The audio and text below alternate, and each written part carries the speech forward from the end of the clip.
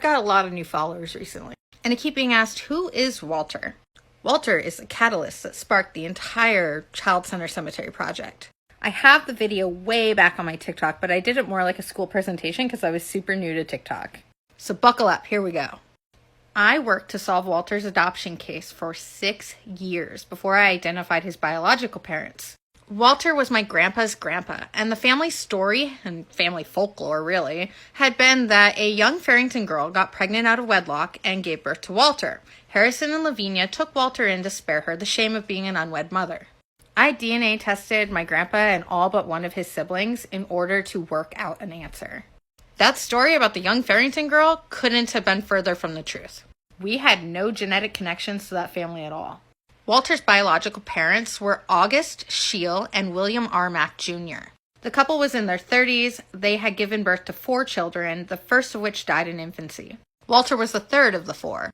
Exactly a month after giving birth to the youngest child, the only girl, August died suddenly and quickly. Her official cause of death was blood poisoning. However, I think it was linked to the fact she had just given birth a month prior. The newborn baby girl went to live with her widowed grandpa and her aunts, who still lived at home with grandpa. The 2 boys stayed with William.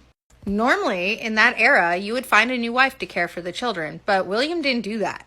William turned into an alcoholic, and a really bad one at that. He was drinking, fighting, stealing. He was in and out of jail. He was bad news. So in 1894, the state intervened and took Walter and his brother Harry away from his father. Guess where they sent him? The state public school in Sparta, Wisconsin. Walter was adopted in 1897 by the Farrington family. Harry was at least placed with the family by 1900.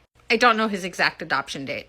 William continued his life of crime. He ended up hopping the railroad and going up to Winona, Minnesota, which at the time was pretty much the red light district of the United States.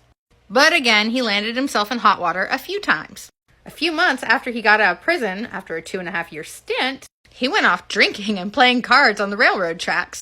And he ended up decapitated by a train. No biggie. Walter grew up and eventually married Mamie. He and Mamie were married a couple years before they had their first son, in 1918.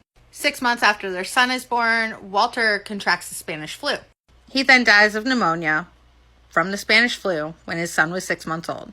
Mamie is then hired as a housekeeper for a man named Jacob. Because of his generosity, she was able to raise her son. Fun side note, Mamie and Jacob were just friends, but they stayed together until they died. And that is the how and why I ended up at the Child Center Cemetery. I was horrified at how little information there was about the kids in that cemetery at the school. And I really couldn't let them be forgotten.